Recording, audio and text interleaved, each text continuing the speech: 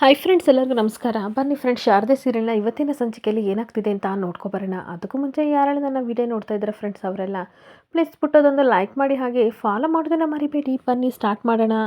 Friends, ಮೊದಲಿಗೆ ಇಲ್ಲಿ ಅನುಸೂಯ ಮೀಡಿಯಾದವ್ರ ಹತ್ರ ಹೇಳ್ತಾ ಇರ್ತಾಳೆ, ಈಗಷ್ಟೇ ಈ ಮನೆಯವರೆಲ್ಲರೂ ಸಹ ಮನೆ ತುಂಬಿಸ್ಕೊಳ್ಳೋಕ್ಕೆ ಶಾಸ್ತ್ರನ ಮಾಡಬೇಕು ಅಂತ ಹೋಗ್ತಾ ಇದ್ರು. ಬೆಲ್ದಚ್ಚು ಅಕ್ಕಿ ಸೇರು ಹಾಗೆ ಎಲ್ಲನೂ ಸಹ ತಂದು ಇಡಬೇಕು ಅಂತ ಮಾತಾಡ್ತಿದ್ರು. ಇದನ್ನು ನಾನೇ ನನ್ನ ಕಿವಿಯಾರ ಕೇಳಿಸ್ಕೊಂಡೆ ಅಂತ ಹೇಳ್ತಿರ್ಬೇಕಾದ್ರೆ ತಾತನಿಗೂ ವಿಮಲನಿಗೂ ತುಂಬ ಶಾಕ್ ಆಗ್ತಾ ಇರುತ್ತೆ. ಹಾಗೆ ಮತ್ತೆ ಅನುಸೂಯ ಕೇಳ್ತಾ ಇರ್ತಾಳೆ, ಅಲ್ವೇ ನಮ್ಮ ಶಾರದಾ, ನಿನಗೂ ಈ ವಿಷಯ ಗೊತ್ತಲ್ವಾ ಅಂತ ಅಂದಾಗ ಶಾರದಾ ತುಂಬ ಶಾಕ್ ಆಗಿ ಈ ಕಡೆ ಅನುಸೂಯ ಮುಖನ ನೋಡ್ತಾ ಇರ್ತಾರೆ. ಅಷ್ಟೊತ್ತಿಗೆ ಈ ಕಡೆ ಎಲ್ಲ ಪ್ರೆಸ್ಸವರು ಸಹ ತಾತ ಶಿವನಾರಾಯಣ ಹತ್ರ ಬಂದೇ ಬಿಡ್ತಾರೆ. ಏನು ಸರ್, ನಿಮ್ಮ ಮೊಮ್ಮಗನಿಗೆ ಜ್ಯೋತಿಕನ ಕೊಟ್ಟು ಮದುವೆ ಮಾಡ್ಕೋಬೇಕು ಅಂತ ಅಂದ್ಕೊಂಡಿದ್ರಿ, ಆದರೆ ಸಡನ್ನಾಗಿ ಹೆಣ್ಣು ಚೇಂಜ್ ಆದ್ರಲ್ಲ, ಆದರೂ ಸಹ ನೀವು ನಮ್ಮ ಮೊಮ್ಮಗನ ಪ್ರೀತಿನ ಆಕ್ಸೆಪ್ಟ್ ಮಾಡ್ಕೊಂಡಿದ್ದೀರಾ ಸರ್ ಅಂತ ಕೇಳ್ತಾ ಇರ್ತಾರೆ. ಹಾಗೆ ಪುನಃ ಪುನಃ ಕೇಳ್ತಾ ಇರ್ತಾರೆ, ನಿಮ್ಮ ಮೊಮ್ಮಗಳ ಜೀವನ ಹಾಳಾಯಿತು ಅಂತ ನಿಮಗೆ ಬೇಸರ ಇಲ್ವಾ, ಅಥವಾ ಮೊಮ್ಮಗಳ ಜಾಗದಲ್ಲಿ ಶಾರದಾ ಬಂದಿದ್ದಾರೆ ಅಂತ ಅವ್ರನ್ನ ಏನಾದ್ರು ಓಡಿಸೋ ಪ್ಲಾನ್ ಇದೆಯಾ, ಹಾಗೆ ಹೀಗೆ ಅಂತ ಎಲ್ಲ ಕೇಳ್ತಿರ್ಬೇಕಾದ್ರೆ ತಾತನಿಗೆ ಏನು ಮಾತಾಡಬೇಕು ಅಂತ ಗೊತ್ತಾಗ್ದಲೇ ತುಂಬ ಟೆನ್ಷನ್ ಮಾಡ್ಕೊಂಡು ಒದ್ದಾಡ್ತಾ ಇರ್ತಾರೆ.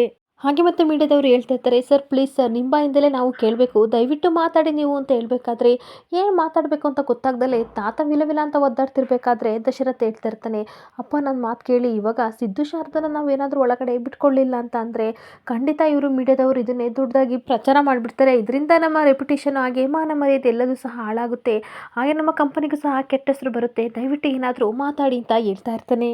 ಆಗ ಮೀಡಿಯಾದವರು ಕೇಳ್ತಾ ಇರ್ತಾರೆ, ಸರ್ ಏನಕ್ಕೆ ಸರ್ ಮಾತಾಡ್ತಿಲ್ಲ, ಹಾಗಾದರೆ ಸಿದ್ಧಾರ್ಥ ಅವರು ಹೇಳಿದೆಲ್ಲ ಸುಳ್ಳ, ನಿಮ್ಮ ಮೊಮ್ಮಗಳಿಗೋಸ್ಕರ ಇವರಿಬ್ಬರನ್ನ ಆಚೆ ಹಾಕ್ತಿದ್ದೀರಾ, ಏನಾದರೂ ಮಾತಾಡಿ ಮಾತಾಡಿ ಅಂತ ಎಲ್ಲರೂ ಕೇಳ್ತಾ ಇರ್ತಾರೆ. ಹಾಗೆ ನಿಮ್ಮ ಕೂಡು ಕುಟುಂಬ ಹೊಡೆದೋಗುತ್ತಾ, ಮಾತಾಡಿ ಮಾತಾಡಿ ಅಂತ ಹೇಳ್ತಿರ್ಬೇಕಾದ್ರೆ ಸಿದ್ದು ಫ್ರೆಂಡ್ ಯೋಗಿ ಓಡ್ ಬರ್ತಾನೆ. ಓಡ್ ಬಂದು ತಾತನ ಹತ್ರ ಕಿವಿಗೆ ಬಂದು ಹೇಳ್ತಾ ಇರ್ತಾನೆ, ನೋಡಿ ತಾತ, ಇವಾಗ ದಯವಿಟ್ಟು ಶಾರದವ್ರನ್ನ ಮತ್ತೆ ಸಿದ್ದುನ ಒಳಗೆ ಕರ್ಕೊಂಡ್ರೆ ತುಂಬ ಒಳ್ಳೆಯದು, ಮೂಲೆ ಮೂಲೆಗಳಲ್ಲೂ ಸಹ ನಿಮ್ಮನೆ ವಿಚಾರ ಹರಡುತ್ತೆ. ಈಗ ಹೇಗಿದ್ರು ಮನೆಯೊಳಗೆ ಮಾತ್ರ 3 ಗೋಡೆಗಳ ಮಧ್ಯೆ ನಡೆದಿತ್ತು, ಆದರೆ ಎಲ್ಲ ಕಡೆ ಇವರು ಸ್ಪ್ರೆಡ್ ಮಾಡ್ತಾರೆ, ದಯವಿಟ್ಟು ಯೋಚನೆ ಮಾಡಿ ಮಾತಾಡಿ ತಾತ ಪ್ಲೀಸ್ ಅಂತ ರಿಕ್ವೆಸ್ಟ್ ಮಾಡ್ಕೋತಾ ಇರ್ತಾನೆ. ಆಗ ತಾತ ಹೇಳ್ತಾ ಇರ್ತಾರೆ, ನನ್ನ ಮೊಮ್ಮಗಳು ಅಂದರೆ ನನಗೆ ಪ್ರಾಣ, ಅವಳ ಮೇಲೆ ತುಂಬ ಕರುಣೆ ಇದೆ ಅಂತ ಹೇಳ್ಬೇಕಾದ್ರೆ, ಹಾಗಾದರೆ ಸಿದ್ಧಾರ್ಥ ಅವ್ರ ಗತಿ ಏನು ಅಂದಾಗ, ಅವರಿಬ್ಬರು ಮದುವೆನ ನಾನು ಒಪ್ಕೊಳ್ಳೋಕ್ಕಾಗಲ್ಲ ಅಂದಾಗ ಮನೆಯಿಂದ ಆಚೆ ಹಾಕ್ತೀರಾ ಅಂತ ಕೇಳ್ತಾ ಇರ್ತಾರೆ. ಆದರೆ ನಮ್ಮ ಮಾನ ಮರ್ಯಾದೆಗೋಸ್ಕರ, ನಮ್ಮ ಮನೆತನ ಘನತನಕ್ಕೋಸ್ಕರ ಅವರಿಬ್ಬರು ನಾನು ಮನೆಯೊಳಗೆ ಸೇರಿಸ್ಕೊತಾ ಇದ್ದೀನಿ ಅಂತ ಹೇಳ್ಬೇಕಾದ್ರೆ ಸಿದ್ದುಗೆ ತುಂಬ ಖುಷಿ ಆಗ್ತಿರುತ್ತೆ. ಹಾಗೆ ದೀಪು ಪುಟ್ಟನು ತುಂಬ ಖುಷಿ ಪಡ್ತಾ ಇದ್ರೆ ಶಾರದನಿಗೆ ಮನಸ್ಸಲ್ಲೇ ಬೇಜಾರಾಗ್ತಾ ಇರುತ್ತೆ.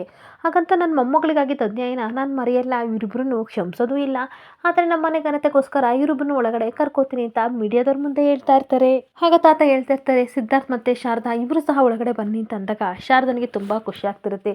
ಈ ಕಡೆ ಮೀಡಿಯಾದವ್ರು ಹೋಗ್ತಿರ್ಬೇಕಾದ್ರೆ ಈ ಕಡೆ ಯೋಗಿ ಓಡೋಗಿ ಹೇಳ್ತಾ ಇರ್ತಾನೆ, ನೋಡಿ ಈ ಕಡೆ ಮನೆ ತುಂಬಿಸ್ಕೊಳ್ಳೋ ಶಾಸ್ತ್ರನ ಮೀಡಿಯಾದಲ್ಲಿ ಕ್ಯಾಪ್ಚರ್ ಮಾಡ್ಕೊಳ್ಳಿ, ಏಕೆಂದರೆ ಫುಲ್ ವಿಡಿಯೋನ ನೀವು ಟೆಲಿಕಾಮು ಪ್ರಚಾರ ಮಾಡಬೇಕಲ್ವಾ, ಏಕೆಂದರೆ ನಿಮ್ಮ ವಿಡಿಯೋದಿಂದ ಎಲ್ಲರಿಗೂ ಗೊತ್ತಾಗಬೇಕು, ಅದಕ್ಕೋಸ್ಕರ ಫುಲ್ ವಿಡಿಯೋನ ಕವರ್ ಮಾಡ್ಕೊಳ್ಳಿ ಅಂತ ಬೇಕು ಬೇಕು ಅಂತ ಹೇಳ್ತಾ ಇರ್ತಾನೆ. ಅಷ್ಟೊತ್ತಿಗೆ ಸಿದ್ದು ಹೇಳ್ತಾ ಇರ್ತಾನೆ, ತಾತ ನಮಗೆ ಆಶೀರ್ವಾದ ಮಾಡಿ ದಯವಿಟ್ಟು ನಮ್ಮಿಬ್ಬರನ್ನು ಮನೆ ತುಂಬಿಸ್ಕೊಳ್ಳಿ ಅಂತ ಅಂದಾಗ ತಾತನೇ ತುಂಬ ಕೋಪ ಬರ್ತಾ ಇರುತ್ತೆ. ಅಷ್ಟೊತ್ತಿಗೆ ಶಾರದಾ ಹತ್ರ ಹೋಗ್ಬಿಟ್ಟು ಸಿದ್ದು ಬನ್ನಿ ಹೋಗೋಣ ಅಂತ ಕರಿತಿರ್ಬೇಕಾದ್ರೆ ತುಂಬ ಕೋಪ ಮಾಡ್ಕೊಂಡು ಶಾರದಾ ಗುರಾಯಿಸ್ತಿರ್ಬೇಕಾದ್ರೆ ಅನುಸೂಯ ಬ್ಯಾಗ್ನ ಕಿತ್ಕೊಂಡು ಹೇಳ್ತಾ ಇರ್ತಾಳೆ, ಹೋಗಮ್ಮ ಹೋಗು, ಆಶೀರ್ವಾದ ತಗೋ ಅಂತ ಅನ್ಬೇಕಾದ್ರೆ ಹೋಗಲ್ಲ ಅಂತ ಹಠ ಮಾಡಿ ನಿಂತ್ಕೊಂಡಿದ್ದಾಗ ಸಿದ್ದು ಶಾರದಾ ಕೈ ಹಿಡ್ಕೊಂಡು ಕರ್ಕೊಬರ್ತಾ ಇದ್ರೆ ಶಾರದಾ ಸಿದ್ದು ಮುಖನ ನೋಡ್ಕೊಂಡು ಬರ್ತಾ ಇರ್ತಾಳೆ. ತಾತ ನಮ್ಮಿಬ್ಬರಿಗೂ ಆಶೀರ್ವಾದ ಮಾಡಿ ಅಂತ ಕಾಲಿಗೆ ಬೀಳಬೇಕಾದ್ರೆ ತಾತ ದೂರ ಹೋಗಿ ನಿಂತ್ಕೋತಾರೆ. ಸರಿ ಆಯಿತು ಒಳಗಡೆ ಬನ್ನಿ ಅಂತ ಹೇಳಿ ಹೋಗ್ತಿರ್ಬೇಕಾದ್ರೆ ಮೀಡಿಯಾದವರೆಲ್ಲರೂ ಸಹ ಕವರ್ ಮಾಡ್ಕೊಳ್ಳೋಕ್ಕೆ ಬರ್ತಿರ್ಬೇಕಾದ್ರೆ ಬನ್ನಿ ಒಳಗಡೆ ಹೋಗೋಣ ಶಾರದವ್ರಿಂದ ಸಿದ್ದು ಕರಿತಾ ಇದ್ರೆ ನಾನು ಬರಲ್ಲ ಅಂತ ಕೋಪ ಮಾಡ್ಕೊಂಡು ಹೇಳ್ತಾ ಇರ್ತಾಳೆ. ನೀವೇನಾದರೂ ಬರಲಿಲ್ಲ ಅಂತ ಅಂದರೆ ತಾತನಿಗೆ ಅವಮಾನ ಆಗುತ್ತೆ, ಈ ಮೀಡಿಯಾದವರು ಇಲ್ಲದ ಸಲದೆಲ್ಲರೂ ಸಹ ಹೇಳ್ತಾರೆ, ಮಾನ ಮರ್ಯಾದೆ ಹೋಗಬೇಕು ಅಂತ ಅಂದರೆ ನೀವು ಇಲ್ಲೇ ಇರಿ, ಇಲ್ಲ ಅಂತಂದರೆ ಒಳಗಡೆ ಬನ್ನಿ ಅಂತ ಸಿದ್ದು ಕೇಳ್ತಿರ್ಬೇಕಾದ್ರೆ ತನ್ನೊಳಗೆ ತಾನೇ ತುಂಬ ಕೊರಗ್ತಾ ಇರ್ತಾಳೆ. ಅಯ್ಯೋ ದೇವ್ರೆ, ಈ ಮನೆಯವ್ರಿಗೆ ಎಷ್ಟು ಸಂಕಟ ಆಗ್ತಿದೆ, ಎಷ್ಟು ಅನ್ಯಾಯ ಆಗ್ತಿದೆ, ಇದನ್ನೆಲ್ಲ ನಾನು ನಿಮಿಷಕ್ಕೂ ನೋಡ್ಕೊಂಡು ಇಲ್ಲೇ ಇದ್ದೀನಲ್ಲ ಅಂತ ಕಣ್ಣೀರಾಗ್ತಾ ಇರ್ತಾಳೆ. ಅಷ್ಟೊತ್ತಿಗೆ ಅನುಸೂಯ ಬಂದು ಹೇಳ್ತಿರ್ತಾಳೆ, ಯಾವಾಗಲೂ ಈ ಮನೆಯವರು ನಿನ್ನ ಮನೆ ಮಗಳು ಅಂತ ಅನ್ಕೊಂಡರೆ ಅಂತ ಹೇಳ್ತಾ ಇದ್ದೆಲ್ಲ, ದಯವಿಟ್ಟು ಈ ಮನೆತನದ ಗೌರವನ ಕಾಪಾಡು, ಯಾಕೆ ಸುಮ್ಮನೆ ನಿಂತಿದ್ಯಾ, ಒಳಗಡೆ ಬಾ ಅಂತ ಅನ್ಬೇಕಾದ್ರೆ ಹಾಗೆ ಅನುಸೂಯ ಮುಖ ನಾನು ನೋಡ್ತಾ ಇರ್ತಾಳೆ. ಸರಿ ಸರಿ ಆಯಿತು, ನಾನು ಹಾರದೆ ತಟ್ಟೆನ ರೆಡಿ ಮಾಡ್ಕೋತೀನಿ, ನೀವಿಬ್ರು ಬನ್ನಿ ಅಂತ ಅಂದ್ಬಿಟ್ಟು ಖುಷಿಯಿಂದ ಒಳಗಡೆ ಹೋಗ್ತಾ ಇರ್ತಾಳೆ. ಹಾಗೆ ಸಿದ್ದು ಹೇಳ್ತಿರ್ತಾನೆ, ಬನ್ನಿ ಶಾರದವ್ರೆ, ನನ್ನ ಹೆಜ್ಜೆ ಜೊತೆ ನಿಮ್ಮದು ಹೆಜ್ಜೆ ಹಾಕಿ ಅಂತ ಕೈ ಹಿಡ್ಕೊಂಡು ಕರ್ಕೊಂಡು ಹೋಗ್ತಿದ್ರೆ ಶಾರದನಿಗೆ ತುಂಬ ಶಾಕ್ ಆಗ್ತಾ ಇರುತ್ತೆ. ಇನ್ನೊಂದು ಕಡೆ ಅನುಸೂಯ ತುಂಬ ಖುಷಿಯಿಂದ ಈ ಕಡೆ ಅಕ್ಕಿ ಬೆಲ್ಲ ಎಲ್ಲ ಸೇರಿಗೆ ಹಾಕೊಂಡು ತೊಗೊಂಡು ಬರ್ತಿರ್ಬೇಕಾದ್ರೆ ಆರತಿನ ತರ್ತಾ ಇರ್ತಾಳೆ. ಏನು ಅನುಸೂಯಮ್ಮ ಈ ರೀತಿ ಮಾಡ್ತಾ ಇದ್ದೀರಾ, ಎಲ್ಲರ ಮನಸ್ಸುಗಳು ಸಹ ಈ ಮನೇಲಿ ಒಡೆದೋಗಿದ್ದಾವೆ, ಜೊತೆಗೆ ಜ್ಯೋತಿಕ ಕನಸುಗಳೆಲ್ಲ ನುಚ್ಚು ನೂರಾಗಿ ಅವಳು ಕಣ್ಣೀರಾಗ್ತಿದ್ದಾಳೆ, ಅಂಥ ಸಮಯದಲ್ಲಿ ಇಂಥದ್ದೆಲ್ಲ ಮಾಡಬೇಕಾ ನೀವು ಅಂತ ಕೇಳ್ತಾ ಇರ್ತಾಳೆ. ಆಗ ಅನುಸೂಯ ಹೇಳ್ತಾ ಇರ್ತಾಳೆ, ನೋಡಿ ವಿಮಲಮ್ಮ, ನಾವು ಬೇಕು ಅಂತ ಇದನ್ನೆಲ್ಲ ಮಾಡ್ತಾ ಇಲ್ಲ. ನೀವು ಆರತಿ ಮಾಡಿ ಒಳಗಡೆ ಕರ್ಕೊಳ್ಳಿ ಅಂತ ನಾನು ಹೇಳ್ತಿಲ್ಲ. ಆದರೆ ಮೀಡಿಯಾದವರೆಲ್ಲರೂ ಸಹ ವಿಡಿಯೋ ಮಾಡ್ಕೋತಾ ಇದ್ದಾರೆ. ಅದಕ್ಕೋಸ್ಕರ ನಾನು ಹೇಳ್ತಾ ಇದ್ದೀನಿ. ಈ ಮನೆಗೆ ಸೇರಿದವಳಲ್ಲ ನಾನು. ಶಾರದನಿಗೆ ಅಮ್ಮನ ಥರ ಈ ಕೆಲಸ ಎಲ್ಲನೂ ನಾನು ಮಾಡೋಕ್ಕಾಗಲ್ಲ. ಸೊ ಅದಕ್ಕೋಸ್ಕರ ನೀವು ಆರತಿ ಮಾಡಿಬಿಟ್ಟು ಮನೆ ತುಂಬಿಸ್ಕೊಂಡ್ರೆ ಮಗ ಸೊಸೆ ತುಂಬ ಚೆನ್ನಾಗಿ ಅನ್ಯೋನ್ಯವಾಗಿ ಬಾಳ್ತಾರೆ ಅಂತ ಅನ್ಬೇಕಾದ್ರೆ ಖಂಡಿತ ಈ ಕೆಲಸನ ನಾನು ಮಾಡಲ್ಲ. ನಮ್ಮ ಮನೆಗೆ ಮೋಸ ಮಾಡಿದವ್ರನ್ನ ಯಾವತ್ತೂ ಕ್ಷಮಿಸಲ್ಲ.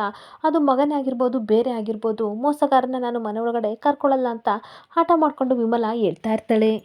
ಅಷ್ಟೊತ್ತಿಗೆ ತಾತ ಬಂದು, ನೋಡು ವಿಮಲ, ಮಗ ಸೊಸೆನ ಒಳಗಡೆ ತುಂಬಿಸ್ಕೊ ಅಂತ ಹೇಳ್ತಿರ್ಬೇಕಾದ್ರೆ, ಏನಪ್ಪ ನೀವು ಈ ರೀತಿ ಮಾತಾಡ್ತಿದ್ದೀರಾ ಅಂತ ಅಂದಾಗ, ನಾನು ಹೇಳ್ದಷ್ಟು ಮಾಡು, ಮೊದಲು ಮಗ ಸೊಸೆನ ಒಳಗಡೆ ಕರ್ಕೊ ಹೋಗಿ ನೀನು ಮತ್ತೆ ಆಡ್ತೀನಿ ಅಂತ ಹೇಳ್ತಾ ಇರ್ತಾನೆ. ಇಲ್ಲಪ್ಪ ನನ್ನ ಕೈಲಿ ಆಗಲ್ಲ ಅಂತ ಅನ್ಬೇಕಾದ್ರೆ, ಇದು ನನ್ನ ಆಜ್ಞೆ, ನಾನು ಹೇಳ್ದಷ್ಟು ಮಾಡು ಅಂತ ಕೋಪ ಮಾಡ್ಕೊಂಡು ಹೇಳ್ತಾ ಇರಬೇಕಾದ್ರೆ ಅಷ್ಟೊತ್ತಿಗೆ ಜ್ಯೋತಿಕಾ ಹಾಗೆ ಸುಮಿತ್ರಾ ಬಂದ್ಬಿಟ್ಟು ಅವರಿಬ್ಬರೂ ಸಹ ಅವ್ರ ಮಾತನ್ನ ಕೇಳ್ಕೊಂಡು ಶಾಕಾಗಿ ನಿಂತ್ಕೊಬಿಡ್ತಾರೆ. ಹಾಗೆ ವಿಧಿ ಇಲ್ಲದೆ ವಿಮಲ ಮತ್ತು ಮನೆಯವರೆಲ್ಲರೂ ಸಹ ಶಾರದಾ ಸಿದ್ದನ್ನ ಒಳಗಡೆ ತುಂಬಿಸ್ಕೋಬೇಕು ಅಂತ ಬರ್ತಾರೆ. ಈ ಕಡೆ ಬಂದಾಗ ತಾತ ಎಲ್ಲ ಕಾರ್ಯನೂ ನೀನೇ ಮಾಡು ವಿಮಲ ಅಂತ ಹೇಳ್ತಿರ್ಬೇಕಾದ್ರೆ ವಿಧಿ ಇಲ್ದಲೆ ಅವಳು ಸಹ ಆರತಿನ ಮಾಡಿ ಅವರಿಬ್ಬರಿಗೂ ಸಹ ದೃಷ್ಟಿಬಟ್ಟನ ಇಡ್ತಾ ಇರಬೇಕಾದ್ರೆ ಸಿದ್ದುನ ನೋಡ್ಕೊಂಡು ಕೋಪ ಮಾಡ್ಕೊತಾ ಇರ್ತಾಳೆ. ಜೊತೆಗೆ ಶಾರದನ ನೋಡಿ ತುಂಬ ಅಂದ್ರೆ ತುಂಬ ಕೋಪ ಮಾಡ್ಕೊಂಡು ಗುರಾಯಿಸ್ತಾ ಇರ್ತಾಳೆ. ಅಷ್ಟೊತ್ತಿಗೆ ಅನಸೂಯ ತುಂಬ ಖುಷಿಯಿಂದ ಹೇಳ್ತಾ ಇರ್ತಾಳೆ, ಇಬ್ಬರು ಶಿವಪಾರ್ವತಿ ಥರ ಇದ್ದೀರಾ, ಈ ಕಡೆ ಸೇರೋದು ಒಳಗೆ ಶಾರದಾ ಅಂತ ತುಂಬ ಖುಷಿಯಿಂದ ಹೇಳ್ತಾ ಇರ್ತಾಳೆ. ಹಾಗೆ ಶಾರದಾ ಬಲ್ಗಾಲಲ್ಲಿ ಸೇರಿದ್ದು ಒಳಗಡೆ ಬರ್ತಾ ಇದ್ರೆ ಅನಸೂಯ ತುಂಬ ದೃಷ್ಟಿ ತೆಗಿತಾ ಇರ್ತಾಳೆ. ಈ ಕಡೆ ಮನೆಯವರೆಲ್ಲರೂ ತುಂಬ ಕೋಪ ಮಾಡಿಕೊಂಡು ಶಾರದಾನ ಗುರಾಯಿಸ್ತಿರ್ಬೇಕಾದ್ರೆ ಜ್ಯೋತಿಕಾ ತುಂಬ ಕೋಪ ಮಾಡಿಕೊಂಡು ಒಳಗಡೆ ಓಡೋಗ್ತಾ ಇರ್ತಾಳೆ. ಹಾಗೆ ಇನ್ನೊಂದು ಕಡೆ ಸಿದ್ದು ತನ್ನ ಮನಸ್ಸಲ್ಲಿ ಹೇಳ್ಕೊತಾ ಇರ್ತಾನೆ, ನಾನು ಮಾಡಿದ್ದು ಸರಿಯಾಗಿದೆ, ಮನೆಯವ್ರ ದೃಷ್ಟಿಯಲ್ಲಿ ಇದು ತುಂಬ ಕೆಟ್ಟದಾಗಿರ್ಬೋದು, ಆದರೆ ನಾನು ಜ್ಯೋತಿಕಾನ ಮದುವೆ ಆಗಿದ್ರೆ ನನ್ನ ಮನಸ್ಸು ಇಷ್ಟು ಹಗುರವಾಗ್ತಿರ್ಲಿಲ್ಲ, ಒಂದಲ್ಲ ಒಂದು ದಿನ ಇವ್ರಿಗೆಲ್ಲ ಅರ್ಥ ಮಾಡಿಸ್ತೀನಿ ಅಂತ ತನ್ನ ಮನಸ್ಸಲ್ಲಿ ಯೋಚನೆ ಮಾಡಿಕೊಂಡು ಹೇಳ್ತಾ ಇರ್ತಾನೆ. ನನ್ನಿಂದ ನಮ್ಮ ಮನೆಯವ್ರಿಗೆಲ್ಲ ತುಂಬ ಬೇಜಾರಾಗಿದೆ, ಆದರೆ ಒಂದಲ್ಲ ಒಂದು ದಿನ ಅರ್ಥ ಮಾಡಿಸ್ತೀನಿ, ನಾನು ಏನು ಮಾಡಲಿ, ಆ ಸಂದರ್ಭ ನನ್ನನ್ನು ಈ ರೀತಿ ಮಾಡ್ತು ಅಂತ ಶಾರದಾ ಮುಖನ ನೋಡ್ತಾ ಇರ್ತಾನೆ. ಆಗ ಯೋಗಿ ಖುಷಿಯಿಂದ ಹೇಳ್ತಾ ಇರ್ತಾನೆ, ಮಿಸ್ಟರ್ ದೊರೆ ಏನು ಮಾಡ್ತಿದ್ಯಾ, ನಿನ್ನ ಹೆಂಡತಿ ಕರ್ಕೊಂಡು ಒಳಗಡೆ ಹೋಗಪ್ಪ ಅಂತ ಹೇಳ್ತಾ ಇರಬೇಕಾದ್ರೆ ದೀಪು ನಾನು ಅಂತ ಕೇಳ್ತಾ ಇರ್ತಾಳೆ. ನೀನು ಸಿದ್ದು ಫ್ರೆಂಡ್ ಹಿಂದೆ ಹೋಗಿವಂತೆ ಬಿಡು ಚಿನ್ನು ಅಂತ ಹೇಳ್ಬೇಕಾದ್ರೆ ಅಷ್ಟೊತ್ತಿಗೆ ಮೀಡಿಯಾದವರೆಲ್ಲ ಹೇಳ್ತಾ ಇರ್ತಾರೆ, ಮಿಸ್ಟರ್ ಆ್ಯಂಡ್ ಮಿಸ್ಸಸ್ ಸಿದ್ಧಾರ್ಥ್, ನಾವು ನಿಮಗೆ ಇನ್ಮೇಲೆ ತೊಂದರೆ ಕೊಡಲ್ಲ ಆಯಿತಾ, ತುಂಬ ಖುಷಿ ಆಗ್ತಿದೆ, ನೀವು ಜೀವನದಲ್ಲೂ ಸಕ್ಸಸ್ ಕೊಂಡಿದ್ದೀರಾ, ಹಾಗೆ ನೀವು ಇಷ್ಟಪಟ್ಟ ಹುಡುಗಿನೂ ಸಹ ಮದುವೆ ಆಗಿದ್ದೀರಾ, ನಾವಿನ್ನು ಬರ್ತೀವಿ ಅಂತ ಹೊರಟೋಗ್ತಾ ಇರ್ತಾರೆ. ಹಾಗೆ ಇನ್ನೊಂದು ಕಡೆ ಮೀಡಿಯಾದವರೆಲ್ಲ ಹೊರಗಡೆ ಹೋದಾಗ ಮನೆ ಒಳಗಡೆ ಎಲ್ಲರೂ ಸಹ ಬಂದಾಗ ತಾತ ತುಂಬ ಕೋಪ ಮಾಡಿಕೊಂಡು ಸಡನ್ನಾಗಿ ಜೋರಾಗಿ ಡೋರ್ನ ಹಾಕಿ ಒಳಗಡೆ ಸೇರ್ಕೋತಾ ಇರ್ತಾರೆ. ಇನ್ನೊಂದು ಕಡೆ ಮುರಳಿ ತುಂಬ ಟೆನ್ಷನ್ ಮಾಡಿಕೊಂಡು, ಅಲ್ಲ ಬಾವ, ಇವರಿಬ್ರು ಮನೆ ಒಳಗಡೆ ಏನಕ್ಕೆ ಸೇರಿಸ್ಕೊಂಡ್ರೆ, ನಿಮಗೆ ಗೊತ್ತಾಗ್ಲಿಲ್ವಾ ಅಂತ ಬೈತಿರ್ಬೇಕಾದ್ರೆ ನಾವೇನು ಮಾಡೋಕ್ಕಾಗುತ್ತೆ, ಮೀಡಿಯಾದವರೆಲ್ಲ ಮನೆ ಮುಂದೆ ಬಂದು ನಿಂತ್ಕೊಂಡಾಗ ಅಪ್ಪನಿಗೆ ಏನು ಮಾಡಬೇಕು ಅಂತ ಗೊತ್ತಾಗದೆ ಮಾನ ಮರ್ಯಾದೆ ಉಳ್ಸೋಕ್ಕೋಸ್ಕರ ಇವರಿಬ್ರು ಮನೆ ಒಳಗಡೆ ಸೇರಿಸ್ಕೊಂಡ್ರು ಅಂತ ಹೇಳ್ತಾ ಇರ್ತಾನೆ. ಮತ್ತೆ ಮುರಳಿ ಕೋಪ ಮಾಡಿಕೊಂಡು, ಚೌಟ್ರಿನ ನಾನು ಸೆಟ್ಲ್ ಮಾಡೋಣ ಅಂತ ಹೋಗಿದ್ದೆ, ಬರೋಷ್ಟರಲ್ಲಿ ಇಷ್ಟೆಲ್ಲ ಆಯಿತು, ನಾನಿದ್ರೆ ಖಂಡಿತ ಇವರಿಬ್ಬರನ್ನ ಒಳಗಡೆ ಬಿಟ್ಕೊತಿರ್ಲಿಲ್ಲ ಅಂತ ಬೈತಾ ಇದ್ದರೆ ಇನ್ನೊಂದು ಕಡೆ ಸುಮಿತ್ರಾ ಕಣ್ಣೀರು ಹಾಕ್ಕೊಂಡು ಹೇಳ್ತಾ ಇರ್ತಾಳೆ, ನನ್ನ ಮಗಳು ಸೇರೋದು ಮನೆ ಒಳಗಡೆ ಇವತ್ತು ಬರಬೇಕಾಗಿತ್ತು, ಆ ಸೇರು ನಿನ್ನ ಕಾಲು ಪಾದ ಆಯಿತು, ಇವಾಗ ನನ್ನ ಮಗಳು ಬೆಂಕಿಯಲ್ಲಿ ಬೇಯ್ತಾ ಇದ್ದಾಳೆ, ನೀನು ಹೊರಗಿದ್ದಾಗಲೇ ಅಷ್ಟು ನೋವು ಕೊಡ್ತಿದ್ಲು, ಇನ್ನು ಮನೆ ಒಳಗಡೆ ಬಂದಿದ್ದೀಯಾಳೆ, ಇನ್ನೇನೇನಾಗುತ್ತೋ ಗೊತ್ತಿಲ್ಲ ಅಂತ ಕಣ್ಣೀರು ಹಾಕ್ತಾ ಇರ್ತಾಳೆ. ಇವಾಗ ನಿನ್ನಿಂದ ನಮ್ಮ ಮನೆಯವರೆಲ್ಲರೂ ಸಹ ಬೆಂಕಿಯಿಂದ ಬೇಯ್ತಾ ಇದ್ದಾರೆ, ಸುಟ್ಟೋಗ್ತಾ ಇದ್ದಾರೆ ಅಂತ ಹೇಳ್ಬಿಟ್ಟು ತುಂಬ ಕೋಪ ಮಾಡಿಕೊಂಡು ಸಿಕ್ಕಾಬಟ್ಟೆ ನೀರನ್ನ ಕುಡಿತಾ ಇರ್ತಾಳೆ. ಆದರೆ ಶಾರದಾ ಮಾತ್ರ ಸುಮಿತ್ರಾ ಹೇಳಿದ ಮಾತನ್ನ ನೆನಪಿಸ್ಕೊಂಡು ಕಣ್ಣೀರು ಹಾಕ್ತಿರ್ಬೇಕಾದ್ರೆ ಸುಮಿತ್ರಾ ಎಷ್ಟು ನೀರು ಕುಡಿದ್ರು ಏನು ಪ್ರಯೋಜನ, ಹೊಟ್ಟೆಲಿರೋ ಬೆಂಕಿ ತಣ್ಣಗಾಗಲ್ಲ ಅಂತ ಕಣ್ಣೀರು ಹಾಕ್ತಾ ಇರ್ತಾಳೆ.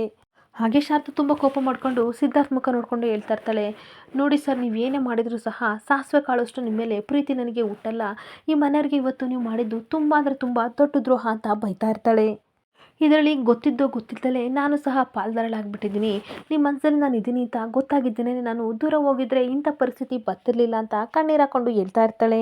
ನೋಡಿ ಶಾರದವ್ರೆ, ದುಡುಕಿ ನೀವು ದೂರ ಹೋಗಿದ್ರು ಸಹ ಈ ಪ್ರೀತಿ ಮಾಡೋ ಮನಸ್ಸು ತಡೆಯಲ್ಲ ಅಂತ ಹೇಳ್ತಿರ್ಬೇಕಾದ್ರೆ ಈ ನೋವು ಪಶ್ಚಾತ್ತಾಪ ಇದೆಲ್ಲ ನಿಮ್ಗೆ ಅರ್ಥ ಆಗಬೇಕು ಸರ್ ಅಂತ ಕೂಗಾಡ್ತಾ ಇರ್ತಾಳೆ. ಹುಡ್ತಾಗಿಂದಲೇ ನಾನು ತಾಯಿ ಪ್ರೀತಿ ಕಾಣ್ದಲೇ ಇರೋ ನನಗೆ ಸುಮಿತ್ರಮ್ಮ ತಾಯಿ ಆಗಿದ್ರು, ಜ್ಯೋತಿಕಾ ನಿನ್ನ ತಂಗಿ ಅಂತ ಅಂದ್ಕೊಂಡು ಮದುವೆ ಕಾರ್ಯ ಎಲ್ಲ ಮಾಡುವಂಥ ಜವಾಬ್ದಾರಿ ಕೊಟ್ಟಿದ್ರು. ಹಾಗೆ ವಿಮಲಮ್ಮನಿಗೆ ನಾನು ಈ ಮದುವೆನ ಮಾಡಿಸ್ತೀನಿ ಅಂತ ಹೇಳಿದ್ದೆ, ಜ್ಯೋತಿಕಾ ಅವ್ರ ಮದುವೆ ಖಂಡಿತ ಮಾಡಿಸ್ತೀನಿ ಅಂತ ಹೇಳಿದ್ದೆ, ತಾತನಿಗೂ ಸಹ ಅದೇ ರೀತಿ ಭರವಸೆ ಕೊಟ್ಟಿದ್ದೆ, ಆದರೆ ಇವಾಗ ಕೇವಲ ನಿಮ್ಮಿಂದ ಎಲ್ಲ ಹಾಳಾಗೋಯ್ತು, ಈ ಪಶ್ಚಾತ್ತಾಪ ಇಡೀ ಜೀವನ ಪೂರ್ತಿ ನಾನು ನರಳು ಹಾಗೆ ಮಾಡ್ತಿದ್ದೆ ಅಂತ ಕಣ್ಣೀರು ಹಾಕೊಂಡು ಹೇಳ್ತಾ ಇರ್ತಾಳೆ. ಆಗ ಸಿದ್ದು ಹೇಳ್ತಾ ಇರ್ತಾನೆ, ನೋಡಿ ಶಾರದವ್ರೆ, ನಾನು ಅವತ್ತೇ ನಿಮ್ಮ ಮೇಲೆ ಪ್ರೀತಿ ಇದೆ ಅಂತ ಹೇಳಿದೆ ಅಲ್ವಾ, ಅವತ್ತೇ ನೀವು ಒಪ್ಕೊಂಡಿದ್ರೆ ಇಷ್ಟೆಲ್ಲ ಆಗ್ತಿರ್ಲಿಲ್ಲ ಅಂತ ಅನ್ಬೇಕಾದ್ರೆ ಏನು ಸರ್ ಮತ್ತೆ ವಾದ ಮಾಡ್ತಾ ಇದ್ದೀರಾ, ನಿಮಗೆ ನನ್ನ ಮೇಲೆ ಯಾವ ರೀತಿ ಸರ್ ನಿಮಗೆ ಭಾವನೆ ಬಂತು, ನನ್ನನ್ನು ಏನು ಕೇಳಬೇಡಿ, ನೀವು ಸಹ ಏನು ಮಾತಾಡಬೇಡಿ, ಸುಮ್ಮನೆ ನಿಂತ್ಕೊಳ್ಳಿ ಅಂತ ಬೈತಾ ಇರ್ತಾಳೆ. ಅಷ್ಟೊತ್ತಿಗೆ ದೀಪು ಪುಟ್ಟ ಹೇಳ್ತಾ ಇರ್ತಾಳೆ, ನೋಡಿ ಸಿದ್ದು ಫ್ರೆಂಡ್, ಅಮ್ಮನಿಗೆ ತುಂಬ ಕೋಪ ಬಂದಿದ್ದೆ, ಅದಕ್ಕೋಸ್ಕರ ನಿಮ್ಮ ಜೊತೆ ಆ ರೀತಿ ಮಾತಾಡ್ತಾ ಇದ್ದಾಳೆ. ದಯವಿಟ್ಟು ತಪ್ಪಾಗಿ ತಿಳ್ಕೊಬೇಡಿ. ಅಮ್ಮನ ಪರವಾಗಿ ನಾನು ನಿಮ್ಮ ಹತ್ರ ಕ್ಷಮೆ ಕೇಳ್ತೀನಿ ಅಂತ ಹೇಳ್ತಿರ್ಬೇಕಾದ್ರೆ ಸಿದ್ದು ತುಂಬ ಬೇಜಾರು ಮಾಡಿಕೊಂಡು ದೀಪು ಪುಟ್ಟನ ನೋಡ್ತಾ ಇರ್ತಾನೆ. ಆದರೆ ಪಾರಿಜಾತ ತುಂಬ ಕೋಪ ಮಾಡಿಕೊಂಡು, ಏನು ಬೇಜಾರೇ, ಈ ಮಹಾಶಯನಿಗೆ ಯಾವ ರೀತಿ ಬೇಜಾರಾಗಿಲ್ಲ ಬಿಡು. ಅಲ್ಲ, ನನ್ನ ಮೊಮ್ಮಗಳಿಗೆ ಅನ್ಯಾಯ ಮಾಡಬೇಕಾದ್ರೆ ಇವನಿಗೆ ಬೇಜಾರಾಗಲಿಲ್ಲ ಅಂದಮೇಲೆ ಇವಾಗ ಯಾಕೆ ಬೇಜಾರು ಮಾಡ್ಕೊತಾನೆ, ಇವನಿಗೆ ಹಾಲು ಕುಡಿದಷ್ಟು ಸಂತೋಷ ಆಗ್ತಿದೆ ಬಿಡು ಅಂತ ಕೋಪ ಮಾಡ್ಕೊಂಡು ಹೇಳ್ತಿರ್ಬೇಕಾದ್ರೆ ದೀಪು ತುಂಬ ಎದ್ರುಕೊಂಡು ನಿಂತ್ಕೊಬಿಡ್ತಾಳೆ. ಆಗ ಸಿದ್ಧನು ಸಹ ಹೇಳ್ತಾ ಇರ್ತಾನೆ, ನೋಡಿ ಅಜ್ಜಿ, ಈ ರೀತಿ ನೋವು ಪಡಬಾರ್ದು ಅಂತಲೇ ನಾನು ಅವತ್ತೇ ಜ್ಯೋತಿಕನಿಗೂ ನಿಮಗೂ ಹೇಳಿದ್ದೆ, ಈ ಮದುವೆ ಇಷ್ಟ ಇಲ್ಲ ಅಂತ. ನಾನು ಎಷ್ಟು ಹೇಳಿದ್ರು ನನ್ನ ಮಾತು ಕೇಳಲಿಲ್ಲ, ಇವತ್ತು ನೋಡಿ ಯಾವ ಥರ ಆಯಿತು ಅಂತ ಅಂದಾಗ ತುಂಬ ಕೋಪ ಮಾಡ್ಕೊಂಡು ಪಾರಿಜಾತ, ಹೌದಪ್ಪ ಹೌದು, ನೀನು ತುಂಬ ಮುಗ್ಧ, ಹಾಗೆ ಸಾಚ, ನಾವೇ ಸರಿ ಇಲ್ಲ ಆಯಿತಾ, ಈ ಕೆಲಸದವಳ ಮಾತಿಗೆ ಮೊದಲಾಗಿ ನನ್ನ ಮೊಮ್ಮಗಳಿಗೆ ಬೆನ್ನಿಗೆ ಚೂರಿ ಹಾಕ್ಬಿಟ್ಟಲ್ಲ ಅಂತ ಬೈತಾ ಇರ್ತಾಳೆ.